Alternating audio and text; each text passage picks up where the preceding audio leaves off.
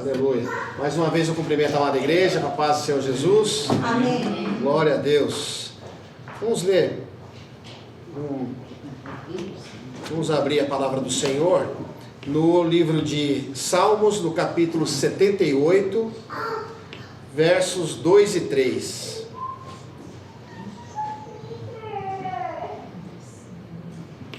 Quem puder ficar de pé, em reverência à palavra. Salmo 78, 2 e 3. Aqui na versão Almeida, revista e corrigida, diz assim a palavra do Senhor: abrirei a minha boca em parábolas, manifestarei enigmas dos tempos antigos, os quais ouvimos, aprendemos e nos foram contados por nossos pais. Louvado seja o nome do Senhor. Amém. Os irmãos podem sentar? Meus amados, o tema que nós vamos iniciar nesta quarta-feira de estudo é a respeito das parábolas. E quando nós falamos em parábolas, a gente pensa logo no próprio Senhor Jesus, né? Ele ensinava muito através desse recurso literário, né, das parábolas, e que era algo que era comum tanto para o povo de Israel, mas também essa questão das parábolas, ela remonta a tempos mais antigos ainda, né? Antes de Israel ser um povo formado, né? Que foi formado a partir dos 12 filhos de Jacó, né? Que Jacó foi trocado o seu nome para Israel, teve seus 12 filhos e foi estabelecido a nação de Israel a partir dessas 12 tribos. Muito antes disso acontecer, né? Já se usava esse recurso literário pelos sumérios, né? Pelos egípcios. Era um tipo de situação literária que fazia as pessoas compreenderem através de histórias, né? De coisas que se apresentavam no cotidiano das pessoas. É verdade, daquelas épocas, dos tempos bíblicos, né? As sociedades eram muito agrícolas, então eles entendiam muito a partir das coisas que eles observavam, né? Da agricultura, dos tempos, né? E das colheitas, e dos períodos de plantação, né? Os períodos de chuva. Então é um recurso literário, né?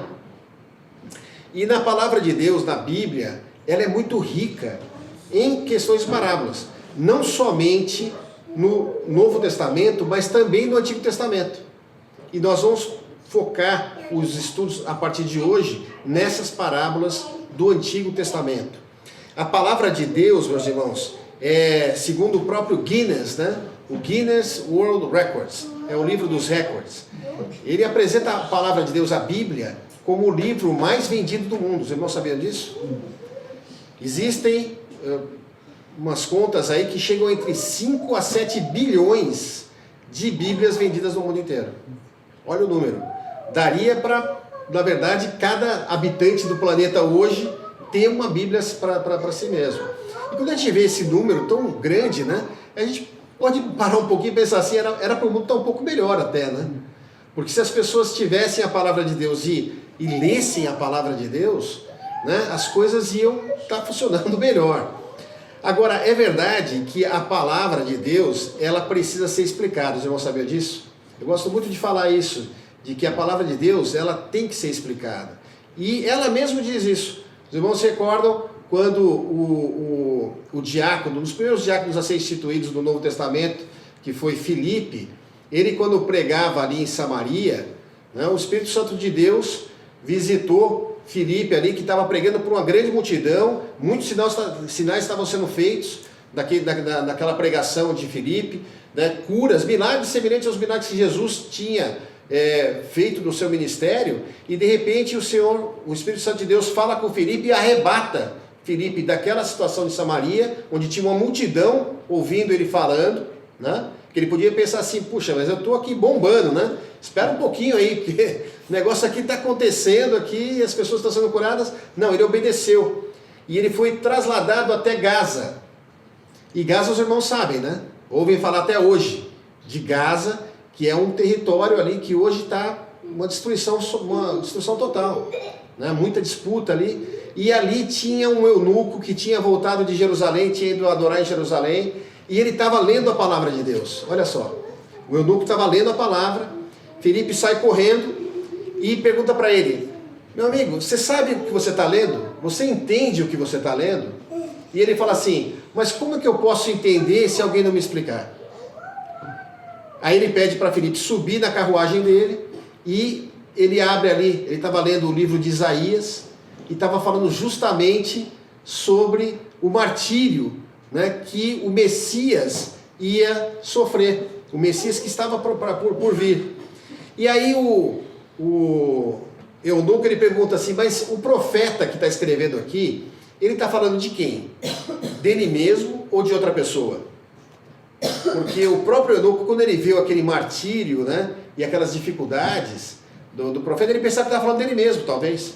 Muitas vezes a gente não vê a palavra e não pensa que a gente está falando da gente.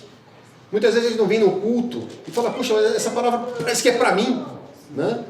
Mas na verdade, aí Filipe fala assim, não, olha, está falando de Jesus.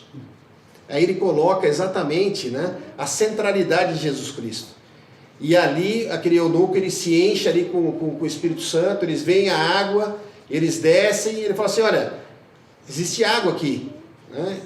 Tem algo que impeça de eu ser batizado? E ele fala assim, você crê no Senhor Jesus? Ele fala, eu creio que Jesus é o Filho de Deus. Então você está batizado ali em nome do Senhor Jesus. Né? Glória a Deus. Isso porque houve o quê? Uma explicação da palavra de Deus. Então, nós vemos aqui que esse recurso de parábolas, ele foi muito utilizado no livro da palavra de Deus. Só para a gente ter uma ideia aqui, olha, o propósito das parábolas são de revelar verdades morais e espirituais profundas. Porque imagina o seguinte, as coisas celestiais, elas são muito elevadas. Para o homem, nós na verdade não teríamos nem vocabulário para falar a respeito das coisas celestiais. Paulo, quando vai aos céus, né, ele não fala que ele mesmo foi aos céus, né, ele fala como se fosse uma outra pessoa que chegou no terceiro céu, e ele viu coisas que eram inefáveis, que o espírito humano não consegue nem expressar. Né? Então, essas coisas celestiais, imagina o Senhor Jesus falando para as pessoas. Então ele tinha que pegar situações do cotidiano e trazia, a partir dessas situações, histórias que tinham que tinham início, meio e fim, e a partir daquelas informações falava a respeito das coisas celestiais. E o interessante é que Jesus muitas vezes falava essas parábolas e as pessoas não entendiam. E ele falava o seguinte, né, ele juntava depois os discípulos e ele explicava as parábolas. Olha, a vocês é dado o conhecer das coisas celestiais, das coisas do reino de Deus. E muitas vezes as pessoas que eram até letradas e doutoradas na palavra não entendiam o que Jesus falava. Então, ele ia lá e explicava essas parábolas. Só para nós termos uma ideia, 1/3, se a gente pegar os evangelhos chamados sinóticos, né? Os sinóticos são aqueles semelhantes, que é Mateus, Marcos e Lucas, esses 3 evangelhos, 1/3 deles é só concentrado em parábolas. Então a gente vê que esse recurso é um recurso importante. Você vê como é interessante, né, meus irmãos? Durante os cultos de domingo, a gente vem aqui para adorar o Senhor, né? A gente vem para louvar, para prestar o louvor que é devido a Ele. Nós temos mensagem também, mas é importante que nós venhamos nesses cultos, né? No culto de ensino, no culto da família cristã, para que a gente possa começar a enxergar a palavra de Deus de uma maneira mais sistemática, maneira que a gente começa, né, falar assim, olha, a Bíblia está feita dessa forma aqui. Existem os livros, que a gente vai falar aqui, os livros históricos, né, porque a palavra de Deus, ela foi registrada, aquilo que era verdade, né? A verdade foi escrita, todas as histórias que são relatadas na palavra de Deus são verdades, aconteceram verdadeiramente, né? Mas tem sempre o quê? Um conteúdo profético. O profético é aquilo que Deus fala com o homem. Amém? Olha, essas parábolas, né, como a gente vê, é uma ferramenta poderosa para que nós tenhamos acesso a essas coisas celestiais, né? Ela foi amplamente utilizada por diversos autores. E olha, a palavra de Deus, ela foi escrita em torno de 40 pessoas, em épocas totalmente diferentes, durante um período de 1.600 anos. Os irmãos têm ideia disso? Como que num único livro foi juntado aqui, nós temos 66 livros, né, na Palavra de Deus. E nós falamos aqui, 40 pessoas escreveram, pessoas que tinham profissões diferentes.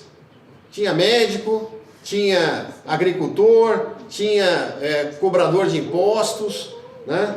Tinha lá Moisés, várias pessoas, e ela não tem nenhuma contradição entre si. Olha, se hoje nós pegássemos, fizéssemos um relato das coisas que acontecem nos nossos dias, provavelmente eu escreveria de uma forma, o irmão Bruno de outra forma, o Delcio de outra forma, o Michael de outra forma, e se você pegasse daqui a 1000 anos, ia confrontar, falando, acho que não estão falando da mesma coisa, né?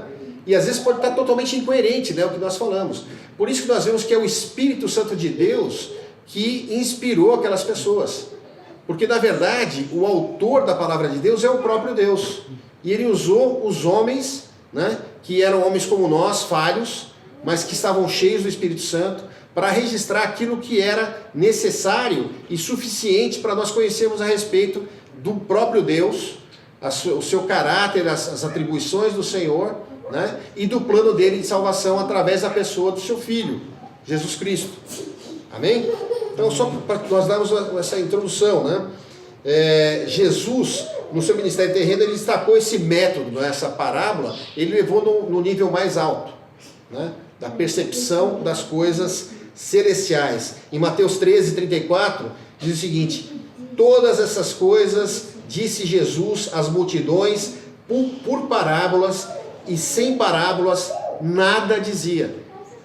Então nós vemos que era realmente a forma como o Senhor Jesus, ele na maioria das vezes ensinava, né, os seus discípulos, e foi registrado na palavra para ensinamento nosso também. Então vamos lá. Em Isaías 48, né, agora nós vamos entrando no Antigo Testamento, né, ele diz assim: seca-se a erva e caem as flores, mas a palavra do nosso Deus subsiste eternamente. Isso nós falamos, né, do que é um livro que se distingue de todos os outros livros, né, porque todos os acontecimentos que são registrados em livros passam, né, mas a palavra de Deus ela não passa, né? E não há outra obra que reúna em um único volume tamanha diversidade de parábolas. Então é o livro que mais registra parábolas, estilos literários diferentes e expressões figuradas, tanto literais quanto alegóricas, né? Em Mateus, aqui já falamos, né? Provérbios. Para entender provérbios e parábolas, as palavras dos sábios e os seus enigmas, né? Então isso fala na palavra de Deus. Esse termo parábola, ele vem do grego, que é parabol, né?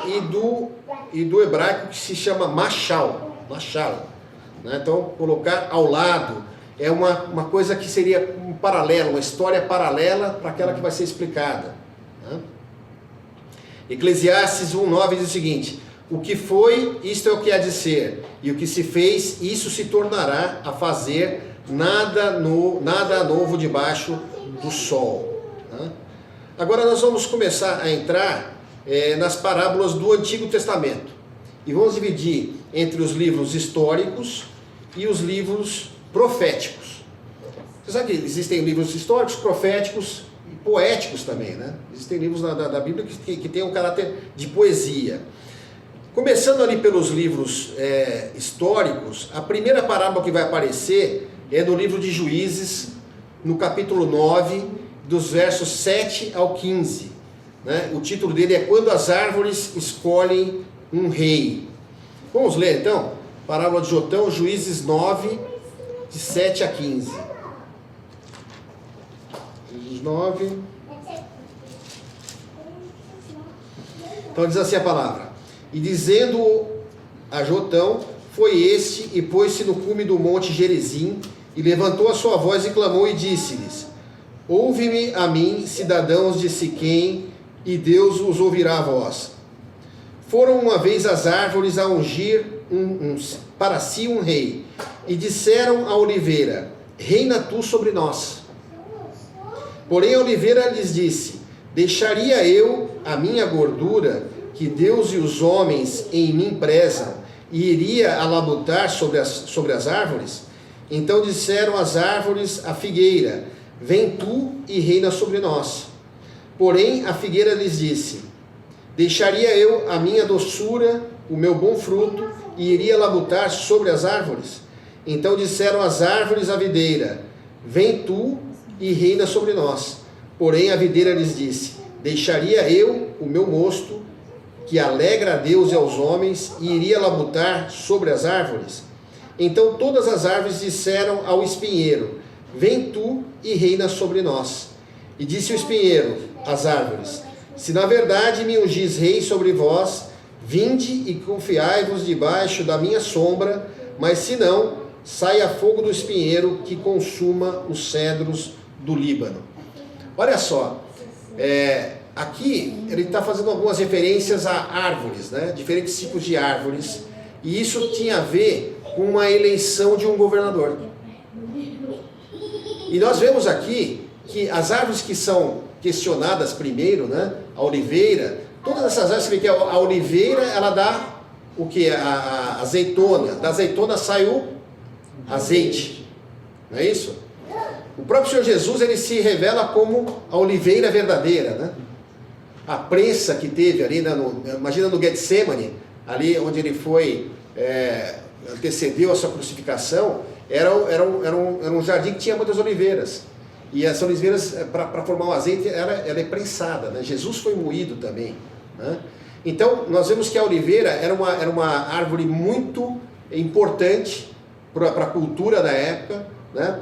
Do azeite se tinha também a luz, né? A energia para iluminar as coisas. Ou seja, era uma árvore que as próprias árvores entre si falavam assim: oliveira, vai e reina entre nós. A oliveira tinha boas qualidades para reinar entre aquelas árvores do local ali, né? E aí vai apresentar, a oliveira fala: não, eu não quero, vou deixar as minhas, como vai relatando aqui, né? A árvore e tal, a oliveira diz assim: deixaria eu a minha gordura, né? Que Deus e os homens em mim prezam, e iria labutar sobre as árvores, ia trabalhar sobre as árvores. Ou seja, ela não queria servir a ninguém. Então o que acontece? Nós vemos que nas eleições para governadores, e aqui foi uma crítica, quando Abimeleque, ele foi levantado como rei ali em Siquém, e ele foi um rei ímpio, e as pessoas entraram na conversa da impiedade, sabendo que ele era ímpio, né? Tinham pessoas mais qualificadas, inclusive, que podiam reinar ali em Siquém, que fossem pessoas justas e honestas, tementes a Deus, e pegaram uma pessoa que era o quê? Era totalmente, não tinha nenhum temor, era um idólatra. E aí, através dessa parábola, eles mostram o que? A consequência que há em você escolher mal os seus representantes, né? Fala da figueira também. A figueira é também uma árvore que tinha uma importância muito grande ali em Israel, tanto que Israel também é muitas vezes representada como a figueira. Lembra que Jesus, ele seca uma figueira porque ela não dava fruto? Ele passou ali com os seus discípulos, tiveram fome. E olha que interessante, a figueira, ela era uma árvore que tinha muito em Israel para alimentar, sabe quem? Os estrangeiros. Os estrangeiros que chegavam, né, de grandes viagens, assim, chegavam com fome, e tinha sempre uma figueira, e eles podiam lançar a mão do figo e comiam, e aquilo era doce, dava uma nova energia para as pessoas. Agora imagine o seguinte: a figueira, se ela, como árvore, ela não dá o seu fruto, ela não cumpre o seu propósito. E aí quando Jesus viu que ela não cumpria o seu propósito, o que ela fez? Seca a figueira. Ele amaldiçoou a figueira, e os discípulos viram e ouviram Jesus falando isso, saíram de lá, quando voltaram a figueira estava seca, eles se admiraram. E nós sabemos que também profeticamente essa figueira ela vai reverdecer, ela vai reflorescer, né? Israel já, na verdade, ficou muito tempo, né, sem existir como nação, né? E em 1948 foi retomado, né, o Estado de Israel. Então essa parábola, ela foi falada ali, né? Jotão, que era uma pessoa que ele provavelmente seria a pessoa certa para reinar, ele propôs essa parábola para que as pessoas entendessem. E aí falou: a figueira também falou: não, eu não quero.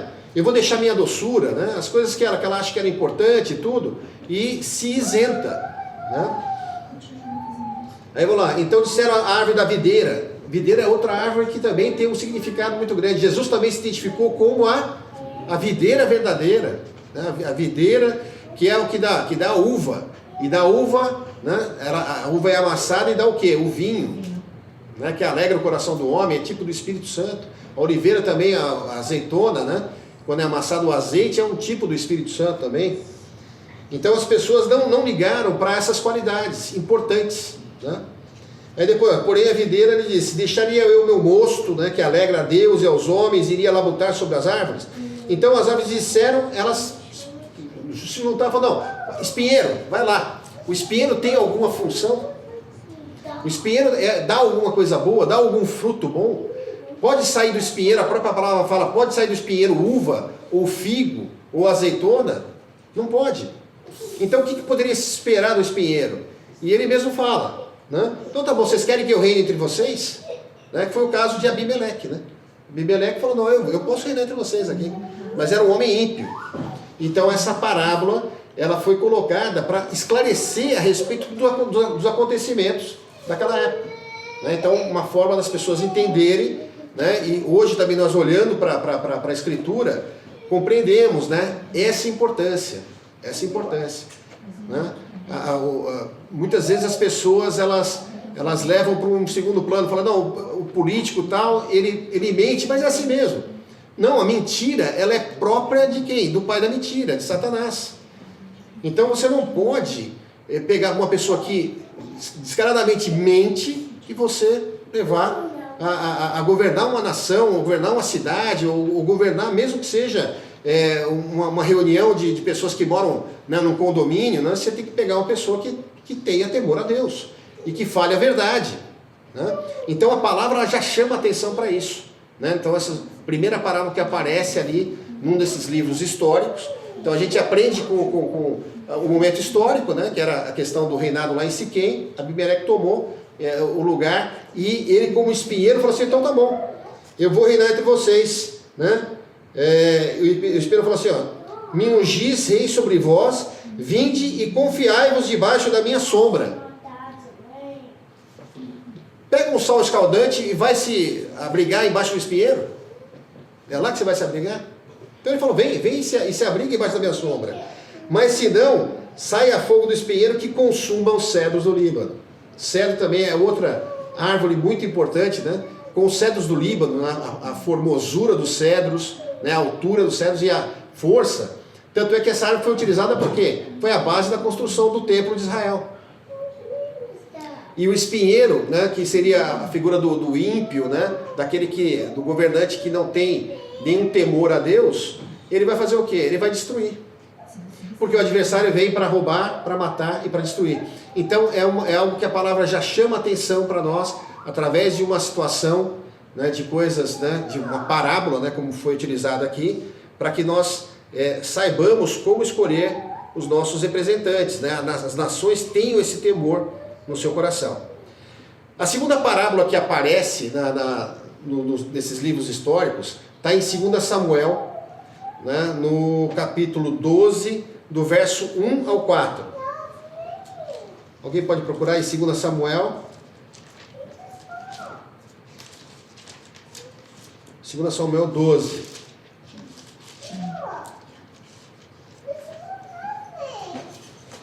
Irmão Bruno, pode ler para nós? Obrigado.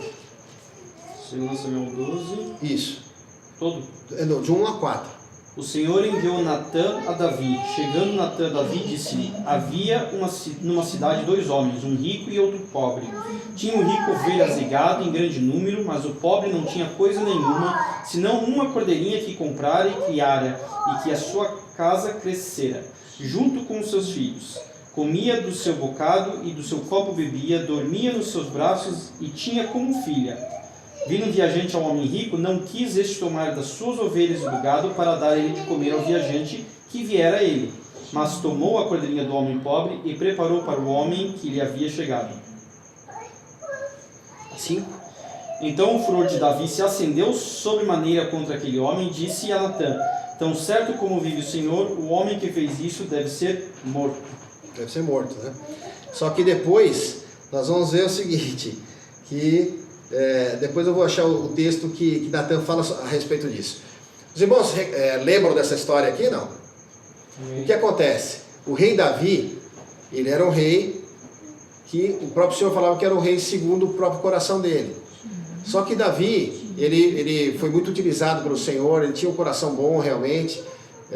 Deus deu muitas vitórias a Davi através do Espírito Santo de Deus, né? Ganhando, deu livramento quando ele foi perseguido por Saul, né? E ele tomou o reino primeiro como Judá e depois como todo Israel. Tinha de tudo Davi. Tudo que Davi pedisse a Deus, ele tinha. Aí chegou um momento da vida de Davi, né? E a palavra deixa bem claro que naquele tempo os reis saíam para as guerras, da peleja. E Davi, ele resolveu não sair para a peleja. Ele resolveu ficar no palácio dele, descansando. Já guerrei demais, já fiz muita coisa pela obra do Senhor, né? E ele resolveu descansar. Mas aonde que era para Davi estar? No campo de batalha. Porque naquela época, a palavra deixa claro que os reis saíam para a batalha. E aí, nesse negócio de você não estar no lugar onde você devia estar, e muitas vezes o homem, né, o princípio do pecado, ele começa por aí. Você está no lugar onde você não devia estar. E você sabe disso. Só que muitas vezes você quer, eu quero descansar um pouquinho. E aquela ociosidade de Davi, ele tinha ali uma casa perto, e ele viu uma moça, muito bonita, bela, tomando um banho ali, e ele foi e chamou essa moça. Ele chamou essa moça, falou, quem é que é aquela moça lá? Manda chamar. Quando o rei mandava uma coisa, não tinha esse negócio de não fazer. A palavra do rei era para ser cumprida, não importa o que ele fizesse. Era assim. E Deus tinha alertado o povo de Israel a respeito disso, né? Quando o rei quisesse um filho, uma filha de alguém, não tinha como você negar, né? Aquela mulher, Batseba, uma mulher formosa, ela era casada. Era casada com um oficial ali de Israel, que estava no campo de batalha. Não era nem judeu, né? Davi desejou aquela mulher, ele primeiro olhou, em primeiro lugar, ele estava no lugar errado, né? Estava no lugar errado. Ele olhou, cobiçou, chamou, consumou o pecado. Aí ele viu que o pecado foi consumado, né? Por enquanto estava tudo bem para ele, porque ninguém estava sabendo. Era só entre ele, o oficial dele que foi buscar Batseba, né? Se morresse ali, estava tudo certo. Ele ia passar batido, ninguém ia ficar sabendo de nada. Só que a mulher ficou grávida. E ela vai e manda avisar para o rei, olha, eu estou grávida. E aí ele tremeu, porque ia ser, né, aquele filho ia ser a prova do pecado de Davi. E ele faz uma trama ali para quê? Os irmãos conhecem a história, né? Ele manda chamar Urias do campo de batalha, tenta fazer com que Urias, né, se deitasse com a mulher para assumir o pecado de Davi. Olha, um homem segundo o coração de Deus. Aí nós vamos chegar na parábola depois, na parábola que o Bruno leu aqui, né? Aí o que acontece? Urias, ele decidiu não ter intimidade com a mulher dele, porque ele pensou assim, os meus amigos, eles estão no campo de batalha, ali morrendo, né, e se esforçando, e eu vou aqui entrar no desfrute. Ele não achou certo isso. E ele ficou fora de casa. Davi se irritou com aquilo, chamou Urias, encheu Urias de bebida. Olha só a estratégia de Davi, né? Um homem segundo o coração de Deus, mas nós temos que entender. E a palavra de Deus, ela não omite essas coisas.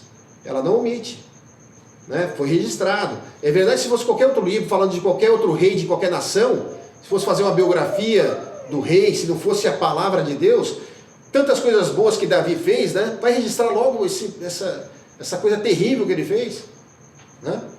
E ele pegou, encheu o Urias ali de moço de vinho, mesmo assim não deu resultado. Aí Davi se irritou, mandou ele voltar para o campo de batalha, manda uma carta para Joabe, que era o general de exército lá de Israel, e fala assim, olha, faz o seguinte, bota Urias numa peleja contra os filisteus, numa situação que não dê para ele sobreviver, e faz o seguinte, quando estiver lá, recua e deixa ele sozinho lá.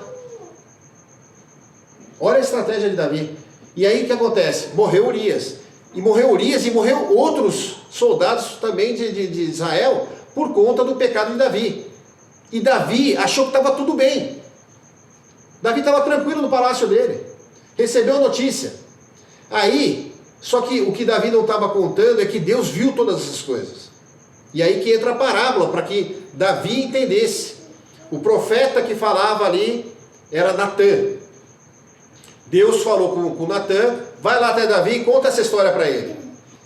E nessa história foi o seguinte, ó, Davi, rapaz, tinha dois homens. Um era muito rico, tinha muitas ovelhas, ela tinha abundância de tudo.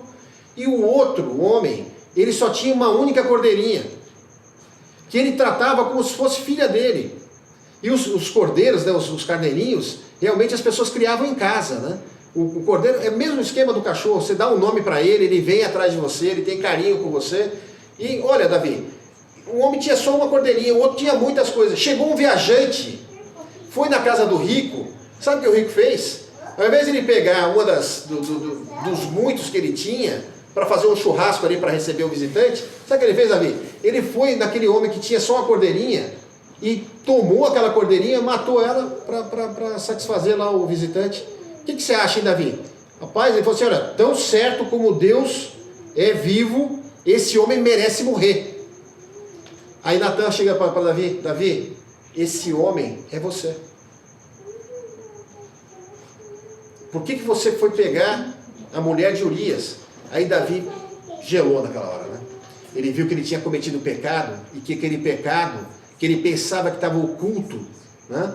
Foi ali, Deus sabe de todas as coisas.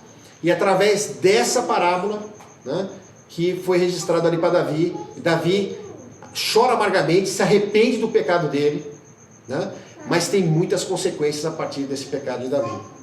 Né? Então foi utilizado esse recurso de parábola, né, para entender bem. Né? E são histórias que marcam as pessoas, né, que marcam.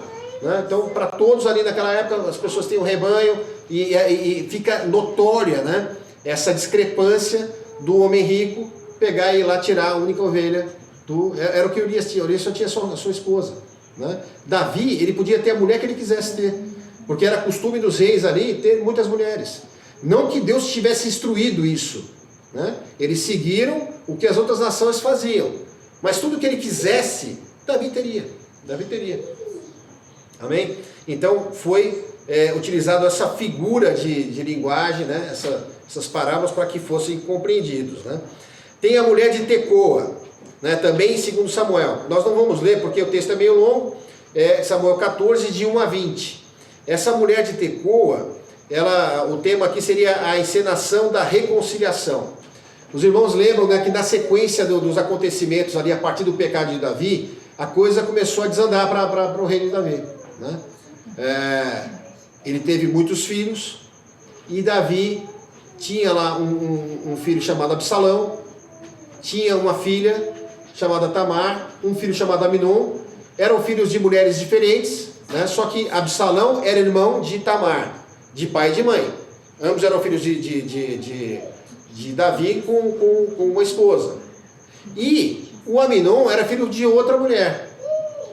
Acontece que na história ali, esse Aminon se apaixona pela sua meia-irmã e faz uma trama para que ela fosse servir ele quando ele estava doente. Ele fingiu que estava doente e ele termina cometendo uma loucura lá e ficando com a irmã dele. O irmão Absalão, que era mais velho, se enfureceu com aquela história. Depois que foi notório para todo o reino, Absalão, não só furioso com que Amnon, seu irmão, tinha feito com a sua irmã, ele também ficou mais furioso ainda porque Davi não tomou nenhuma providência. Davi, ele não agiu com firmeza nessa questão. Ele simplesmente ficou sem falar com Amnon. Ele achou um absurdo, mas ele não tomou nenhuma providência. E aquilo ficou no coração de Absalão, até que Absalão faz uma estratégia lá, passa o tempo, né? Ele planeja a morte do seu irmão Aminon. E ele vai lá, planeja essa morte, embriaga Aminon, mata Aminon. E aí imagina, né? Uma morte, um irmão matou outro irmão. Davi também não tomou nenhuma posição em relação a isso. Não tomou nenhuma posição. Davi preferiu fazer o quê? Não falar com Absalão. E Absalão ficou um tempo refugiado, fora daquele lugar, né? E aí aparece uma mulher, essa mulher de Tecoa, né? E ela chega, em determinado momento, ela vem com uma parábola para Davi a respeito de um irmão que tinha matado outro irmão e que toda a família queria matar aquele menino. Ela colocou como se fosse uma parábola, né? Então ficou conhecida como a parábola da mulher de Tecoa. E ela fez porque o tempo tinha passado e Davi tinha praticamente, né, o tempo passou, é como se não se fala mais nesse assunto. E aí o objetivo seria fazer a reconciliação de Absalão com Davi. Então ela propõe essa parábola, os irmãos depois lerem ali 2 Samuel, que vai de 14, de 1 a 20, ele fala sobre essa questão da reconciliação, que na verdade seria algo da parte de Deus mesmo, né? Porque o Senhor, ele quer que haja perdão entre as pessoas, né? Mas era uma oportunidade para Davi se achegar ao seu filho e corrigir com amor, mas com rigor, né, a questão, e é feita essa reconciliação. Aqui nós temos também a palavra do profeta disfarçado, está em 1 Reis, capítulo 20, de 35 a 43, né? Quando o disfarce revela a verdade. Então, é a figura de um profeta disfarçado que dramatiza a sua mensagem para repreender o rei Acabe, né? Então, o que acontece? Acabe, existia o rei da Síria, que era um rei chamado Ben-Hadad, e era um rei dominador. Acabe teve uma oportunidade de liquidar com Ben-Hadad, só que ele não quis fazer isso. E a consequência de ele não ter feito isso foi que no futuro a Síria foi lá e invadiu Israel e levou o povo cativo. Então, um dos homens ali do reinado de Acabe, ele chega com uma parábola ali, dizendo a respeito de um prisioneiro que tinha se perdido. Então, imagina o seguinte, quando uma força policial, né, tinha alguém sob custódia, na prisão, ele tinha responsabilidade sobre aquele prisioneiro. E ele coloca uma parábola ali para Acabe. Olha, tinha lá um prisioneiro e o que aconteceu? Eu perdi o prisioneiro, deixei ele fugir. Qual que era a punição? A punição era matar quem era responsável pela guarda do prisioneiro. Aí Acabe falou, não, tem que matar esse cara aí também. Ele falou assim, não, mas na verdade foi você que fez isso. Você tinha Ben-Hadad, que era rei da Síria, sob a sua custódia, e você não fez aquilo que você tinha feito. Então por isso a consequência, né, é essa. Então é mais uma parábola que foi colocada para que as pessoas entendam, né, a questão da obediência, né? Nós vemos isso como recorrente, né, ali desde a época do primeiro rei de Israel, que foi o rei Saul, que também tinha a instrução de fazer o quê? De liquidar com os amalequitas. Foi dada a instrução para ele, para não deixar sobrar nada, né? Nem animais, nem nada. E ele vai lá, ganha a guerra, e daqui a pouco ele está voltando lá, e Samuel, que era o profeta, ouve ele voltando com as ovelhas, né, com barulho de animais e tal, e com o rei dos amalequitas vivo ali. E o que aconteceu? A questão foi da desobediência, né? Os reis sempre tiveram a mensagem de Deus a partir de profetas. Os profetas falavam com os reis. E a questão da obediência. Então, todas essas parábolas, elas voltam para que o rei, ele seja obediente a Deus. Você obedecer parte de uma instrução de Deus, obedecer em parte é desobedecer, né? Para nós entendermos isso. Aí nós já passamos para os livros proféticos, né? Tem a parábola da águia e da videira, tá? No profeta Ezequiel 17, de 1 a 10. Então, o Ezequiel, ele tem essa parábola da águia e da videira. A primeira águia representa Nabucodonosor. Você vê como é que também tem essa questão do simbolismo para falar de aspectos geopolíticos, né? Nabucodonosor, quem que era? Era o imperador da Babilônia, né? Que leva os líderes de Judá ao exílio e planta uma videira. Essa videira é Judá, né? Solo fértil. Mas a videira se volta para outra águia, o Egito, quebrando a aliança. Então o que aconteceu? O rei Nabucodonosor era um rei poderoso, né? Eles estavam ali, a Babilônia era mais ou menos o que seria o Iraque hoje, né? Era um lugar muito distante para aquela época para chegar em Judá. Só que ele tinha um poder muito forte. E Nabucodonosor, Israel estava num período de pecado, ali. Judá está num período de pecado, né? Período de desobediência a Deus. Deus permitiu que a nação se enfraquecesse. Nabucodonosor, ele chegou em Judá e inicialmente ele não destruiu a cidade, nem tomou cativo todo mundo. Ele fez uma aliança ali com o rei de Judá. E o que acontece? Esse rei falou, tá bom, vamos fazer essa aliança aqui, vai ficar tudo bem, o cara vai ficar para lá e tá tudo certo, né? Só que em determinado tempo, Judá falou assim, não, quer saber, essa aliança que eu fiz com ele, eu vou quebrar essa aliança. E ele começou a fazer o que? Uma aliança com o Egito. Então, a gente vê também as importâncias, né, das alianças políticas que são feitas. Quando é feita uma aliança política, você não pode simplesmente quebrar uma aliança política, né? E se você tem aliados, de repente você trata os aliados como se fossem inimigos. E foi isso que Judá fez. E o que aconteceu? Eles colocaram lá, tem a águia e tem a videira, né? O que aconteceu foi que quando o rei de Judá achou que estava sendo esperto em fazer essa aliança com o Egito e desprezando a aliança que tinha sido feita com Nabucodonosor, Nabucodonosor ficou sabendo e foi lá e invadiu Judá. E foi uma coisa terrível, né? Porque levou todo mundo cativo e o rei de Judá sofreu ali, furou até os olhos dele, viu os filhos dele sendo mortos, porque ele quebrou essas alianças. Então são, mais uma vez, as parábolas mostrando, né? Porque ele falou assim que a águia seria o Nabucodonosor, Judá solo fértil, mas a videira se volta para outra águia que é o Egito, quebrando a aliança. Essa história ilustra a infidelidade do povo às alianças políticas e espirituais. Porque as alianças, muitas vezes a gente pode pensar que é tudo só no campo material. Só que tudo que é feito aqui, todos os nossos acordos, eles têm um reflexo no mundo espiritual. Se eu faço um acordo com alguém e nós mantemos um contrato, né, aquele contrato tem que ser obedecido, né, tem que ter fidelidade aos contratos, né, a gente não pode simplesmente quebrar as alianças que são feitas, tanto no campo político, né, porque tem um reflexo no campo espiritual. E a igreja aprende aqui que confiar em alianças humanas em vez da direção de Deus leva à queda e ao juízo. O Salmo 146, no verso 3, é o seguinte: não confieis em príncipes nem em filhos de homens, em quem não há salvação. Ai dos que descem ao Egito a buscar socorro e se estribam em cavalos, mas não atentam para o Santo de Israel e não buscam ao Senhor. Aqui outra parábola é sobre a leoa e seus filhotes. Está no profeta Ezequiel. Os filhotes que rugiram e caíram, né? Então, o filhote de leoa, a leoa, ela fala também da tribo de Judá, né?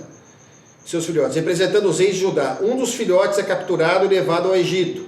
Outro torna-se um leão feroz, mas também é levado à Babilônia.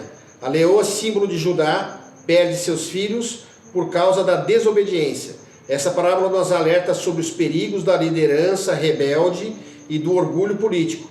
Líderes sem aliança com Deus conduzem o povo à destruição. Então sempre foi recorrente isso, né? Com Israel e com Judá. O reino estava dividido, né?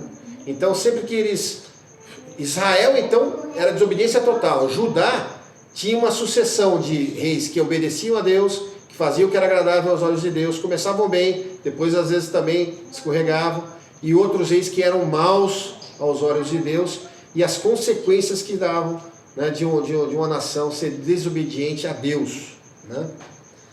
Em Provérbios 29:18 diz o seguinte, que quando não há direção divina, o povo se corrompe, mas o que guarda a lei, esse é bem-aventurado. Outra parábola é a parábola de Oolá e Oolibá, em Ezequiel 23, sempre falando dessas questões políticas, né, que haviam entre Israel. Os irmãos sabem da história, né, que Israel ele era um reino unido com as 12 tribos e 4 reis reinaram sobre o Reino Unido.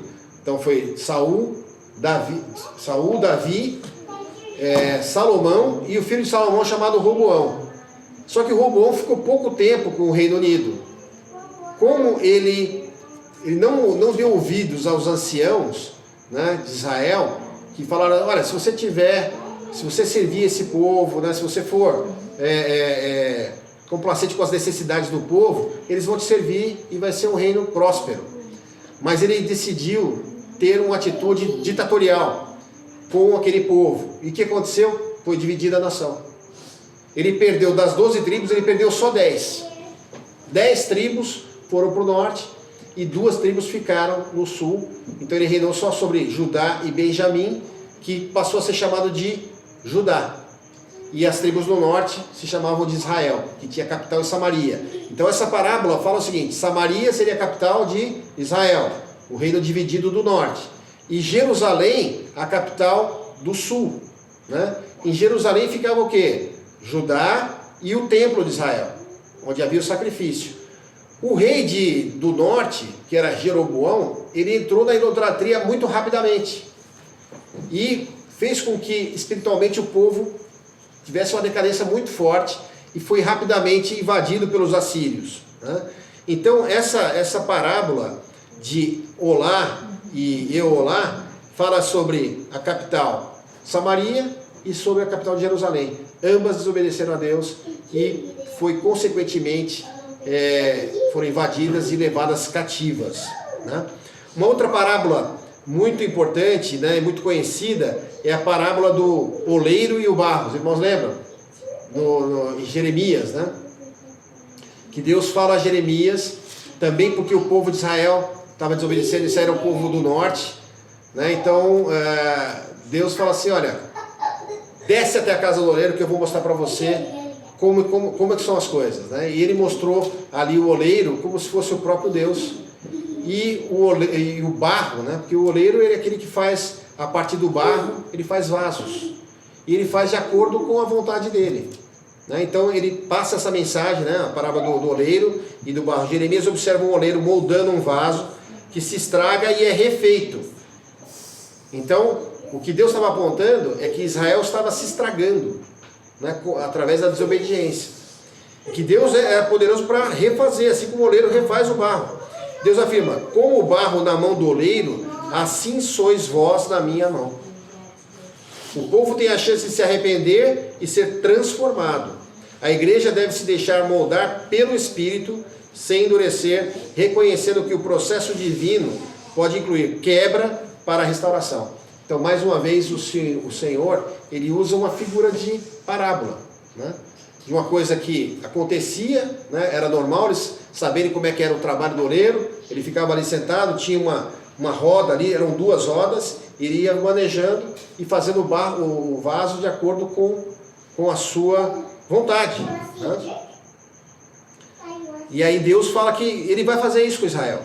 Diz assim, olha, em Ezequiel 36, 26, eu vos darei um coração novo, e porei dentro de vós um espírito novo, e tirarei da vossa carne o coração de pedra que vocês têm, e vos darei um coração de carne. Outra parábola ali de Jeremias é as cestas de figos. Figos bons, figos ruins, o coração revela, né? Então, essa parábola das cestas de figos, uma cesta contém figos bons, representando os exilados obedientes, e outra, figos podres, os que permanecem em Jerusalém e rejeitaram a correção. Tudo que o Senhor faz, inclusive o próprio juízo de Deus, é bênção para o homem. Porque Deus, ele sempre dá um escape para o homem. Quando ele opera um juízo, né, às vezes as coisas elas se apertam para nós, que a gente pensa que, como se Deus estivesse até judiando ou maltratando da pessoa. Na verdade, ele está poupando nós da própria morte, da própria separação de Deus. Então, quando Judá começou a pecar muito, Deus falou assim, olha, eu vou permitir que Nabucodonosor venha aqui, invada Jerusalém, né, e leve todo mundo cativo. Isso para eles era um absurdo. Imagina o profeta falar isso, era como se ele estivesse falando contra a nação, e era mesmo. Só que as pessoas não entendiam que se Deus não permitisse que Nabucodonosor fosse lá, tirasse o povo de Jerusalém. Deus queria dar uma lição para o povo de Israel, né? Tirar, porque foi Deus que deu aquela terra, né? Só que eles não estavam merecedores. Eles começaram a trazer idolatria para o próprio templo. Depois Deus mostra isso para o profeta Jeremias, que havia abominações dentro do templo, né? Estátuas de outros deuses, desenhos de deuses pagãos, né? Então Deus permitiu. E Jeremias vai lá e denuncia o pecado para o povo e fala assim: olha, Nabucodonosor vai vir aqui e vai tirar todo mundo daqui e vai ser um negócio aqui, né? E vai levar cativo. Eles falaram: isso é impossível, rapaz. Eles chamavam ele de aborrecedor de Israel, né? E aí o que acontece? Na verdade foi lá e levou cativo esse povo e ficaram o quê? 70 anos cativos ali na Babilônia. Só que alguns ficaram em Jerusalém. Era para eles terem todos cativos. Só que alguns desobedeceram a Deus. Deus tinha avisado. Precisa passar por essa provação, né? E olha, vocês vão para lá, vocês vão até prosperar lá. Vocês vão ter seus filhos lá, né? Vai estar tudo certo. Deus estaria guardando, inclusive, o povo de Israel nessa situação do exílio babilônico, né? Então, aí Deus ele fala a respeito, né, nessa parábola, né, dos figos bons e dos figos maus, né? Lembra que a figueira tem a ver com Israel, né? Daqueles que não obedeceram a Deus e ficaram em Jerusalém quando era para eles estarem aonde? Na Babilônia. E aqueles que obedeceram e foram e depois voltaram, né? Em Hebreus ele fala o seguinte: porque o Senhor corrige o que ama e açoita a qualquer que receba por filho. Então a gente tem que entender isso. Muitas vezes nós passamos por provações, coisas difíceis na vida, mas Deus está fazendo isso porque Ele te ama, para que você não tenha uma separação dele eterna, para que você tenha ainda a oportunidade de reconhecer através às vezes do sofrimento e se arrepender e se voltar para Deus. Esse é o desejo de Deus. Né? Na verdade, muita gente pensa que Deus quer manipular e controlar, né? Será que Deus estava fazendo isso para manipular ou controlar Israel? Não, não. É o exemplo que a gente sempre fala, né? Do pai e da mãe que não permite que uma criança pequena brinque com álcool e com fogo. E quando o pai e a mãe falam para uma criança pequena não brincar com álcool e com fogo, não é porque ele quer manipular ela ou controlar ela. É porque ele ama e quer protegê-la. Sim ou não? Então muitas vezes, né, só que a criança ela não pensa nisso, ela quer ver aqueles dois elementos e ela quer brincar, né? E Deus ele faz a mesma coisa com o povo de Israel. Olha, ele corrige porque ele ama. Ele ama. Nós vamos chegando já à nossa conclusão, né, que as parábolas do Antigo Testamento elas foram usadas por Deus para ensinar, corrigir e renovar a esperança do seu povo. Então, nunca nada Deus faz para que a gente simplesmente seja moído, né? Mas Ele faz porque Ele ama e, como nós falamos aqui, Ele quer nos trazer de volta para a presença dEle, né? De uma forma renovada, restaurada, né? Então, corrigir e renovar a esperança do seu povo. Com linguagem simbólica, trouxeram verdades espirituais em tempos difíceis. Né? Todos esses tempos foram tempos muito difíceis para Israel, né? E ainda falam conosco nos dias de hoje. Hoje também nós passamos tempos difíceis. E hoje nós vemos através das parábolas também, dos ensinamentos da palavra de Deus, essa responsabilidade que nós temos de obedecer ao nosso Deus, de saber e temermos, né, a questão e nos afastarmos das possibilidades de pecado, estarmos no lugar certo, não procurarmos fazer aquilo que desagrada a Deus, né? Conhecermos, né? Sabermos que nós temos que ter um coração obediente para que a palavra possa penetrar nos nossos corações. Então Jesus mesmo falou da parábola, né, da semente, né, dos 4 tipos de terreno, que fala do coração do homem, né? O terreno duro, todo mundo já viu aqui uma terra batida, né?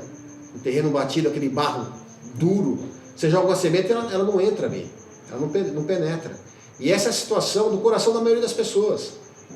A palavra ela é ministrada, mas a pessoa está tão endurecida que ela não deixa a semente penetrar no coração.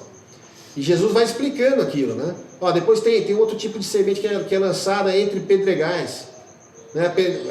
No pedregal ali ela penetra, Só que ela floresce ali, mas ela tem aquela dificuldade porque tem aquelas pedras, né? São os impedimentos das coisas dessa vida. A pessoa começa a colocar um monte de impedimento. Ah, não vou servir o Senhor agora nesse momento porque eu preciso casar, eu preciso trabalhar, eu preciso alimentar a minha família. Tudo são coisas lícitas. Mas ali, esses cuidados da vida, né? Porque o homem acha que ele tem o controle das coisas, ele é autônomo para fazer o que ele quiser, sem recorrer a Deus. Se ele entregar na mão de Deus, Deus vai fazer com que todas as coisas, né, aconteçam no seu tempo certo. E aí aquelas pedras, elas estrangulam, né, o florescimento da semente, da palavra de Deus. Então o Senhor continua falando conosco, né, através dessas parábolas. Continuar aqui, finalizando, né? Elas nos chamam ao arrependimento, né? Porque a palavra de Deus, ela tem que constranger a gente de tal forma que a gente se identifique como um pecador, não como alguém que está acima da lei, não como alguém que está perfeito, né? A fidelidade e a transformação é deixar o Espírito Santo transformar a nossa vida. Se você acha que você não tem nada para ser transformado, né, se você acha que está totalmente alinhado com o que Deus quer para a sua vida, você tem tá o momento de você fazer uma revisão, fazer um autoexame e comparar a sua vida com o padrão que é dado na palavra de Deus. Né? Será que nós temos amado a Deus realmente sobre todas as coisas? Isso é a coisa talvez mais difícil para nós, né? Será que nós estamos amando o nosso próximo, né? E será que nós estamos realmente atentos às necessidades das pessoas?